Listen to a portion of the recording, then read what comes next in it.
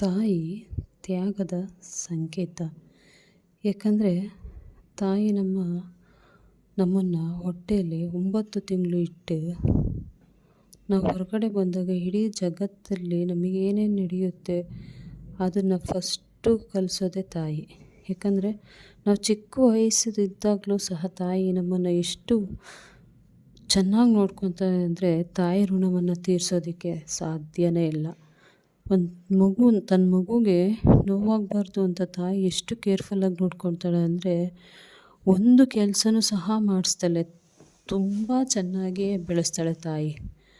ಮಗುಗೆ ಏನೇ ತೊಂದರೆ ಆಗಬಾರ್ದು, ತನ್ನ ನೋವು ಮಗು ಗೊತ್ತಾಗಬಾರ್ದು ಅಂತ ತಾಯಿ ಏನು ಮಾಡ್ತಾಳೆ ಅಂದರೆ ಅವಳಿಗೆ ಎಷ್ಟೇ ನೋವಿದ್ರೂ ಅದನ್ನು ಯಾರ ಹತ್ರನೂ ಹೇಳ್ಕೊಳಲ್ಲ.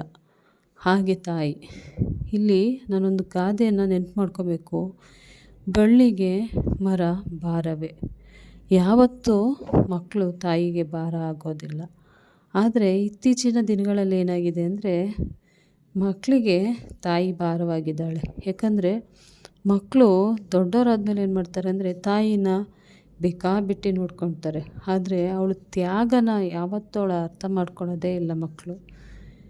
ಮಕ್ಕಳು ಯಾವಾಗ ತ್ಯಾಗವನ್ನು ಅರ್ಥ ಮಾಡ್ಕೊತಾರೋ ಆವತ್ತು ಅವರು ಒಳ್ಳೆಯ ಪ್ರಜೆಗಳಾಗಿ ಹೊರಗೆ ಬರ್ತಾರೆ.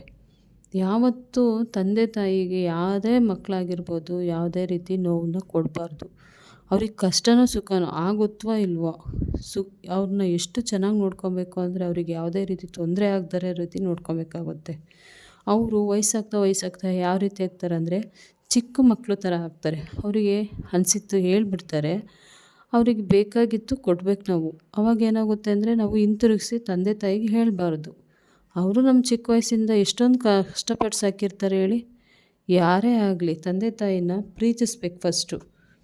ಪ್ರೀತಿಸುವ ಗುಣ ಇದ್ದರೆ ಯಾರು ತಂದೆ ತಾಯಿಗೆ ಬೆಲೆ ಕೊಡ್ತಾರೋ ಅವರು ಮುಂದೊಂದು ದಿವಸ ಉತ್ತಮ ಪ್ರಜೆ ಆಗ್ತಾರೆ. ಅವರು ಫಸ್ಟು ಯಾರೇ ಆದ್ರೂ ತಂದೆ ತಾಯಿಗೆ ರೆಸ್ಪೆಕ್ಟ್ ಕೊಡೋದು ಕಲಿಬೇಕು. ಇಲ್ಲಿ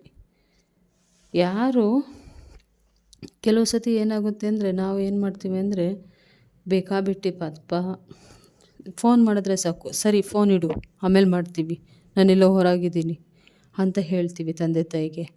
ಆದರೆ ತಂದೆ ತಾಯಿಗೆ ಏನು ಅನಿಸುತ್ತೆ ಅಂದರೆ ನನ್ನ ಮಗಳು ಎಲ್ಲೋಗಿದ್ದಾಳೋ, ನನ್ನ ಮಗ ಎಲ್ಲೋಗಿದ್ದಾಳೋ, ಏನಾಗುತ್ತೋ ಅನ್ನೋ ಭಯದಲ್ಲೇ ಇರ್ತಾರೆ ಅವರು.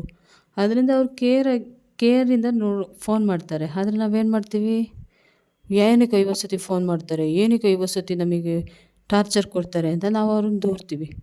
ಯಾರೇ ಆದ್ರೂ ಫಸ್ಟು ನಿಧಾನವಾಗಿ ಶಾಂತವಾಗಿ ಕೂತ್ಕೊಂಡು ಯೋಚನೆ ಮಾಡಿ, ನಾವು ಮಾಡ್ತಿರೋದು ಎಷ್ಟು ರೀತಿ ಸರಿ ಇದೆ, ನಾವು ಯಾವ ರೀತಿನ ನಮ್ಮ ತಂದೆ ತಾಯಿನ ನಾವು ಬಳಸ್ಕೊತಿದ್ದೀವಿ, ಅವರಿಗೆ ನಾವೇನು ರಿಟರ್ನ್ ಗಿಫ್ಟ್ ಏನು ಕೊಟ್ಟಿದ್ದೀವಿ ಅನ್ನೋದು ಫಸ್ಟ್ ಅರ್ಥ ಮಾಡ್ಕೊಳ್ಳಿ.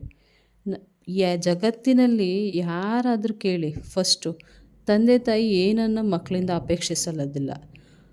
ಅವರು ಏನು ಅಪೇಕ್ಷಿಸ್ತಾರೆ ಅಂದರೆ ಮಕ್ಕಳು ಚೆನ್ನಾಗಿರಬೇಕು ಅನ್ನೋದೊಂದೇ ಅವರಿಗೆ ಬೇಕಾಗಿರೋದು. ಅವ್ರಿನ್ಯಾವ ಆಸ್ತಿ ಸಂಪತ್ತು ಏನನ್ನೂ ಅವ್ರ ಮಕ್ಕಳಿಂದ ಕೇಳೋಲ್ಲ. ಎರಡೇ ಪ್ರೀತಿ ಎಂಬ ಪದವನ್ನು ಅವ್ರು ಕೇಳ್ತಾರೆ ಹೊರತು ಬೇರೆ ಏನನ್ನೂ ಕೇಳೋದಿಲ್ಲ.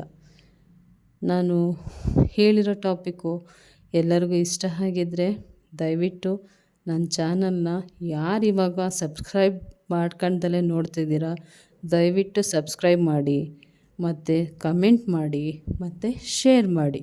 ನೀವು ಇದೇ ರೀತಿ ನನ್ನ ಚಾನಲ್ನ ಸಪೋರ್ಟ್ ಮಾಡಿದ್ರೆ ಧನ್ಯವಾದಗಳು ಎಲ್ಲರಿಗೂ.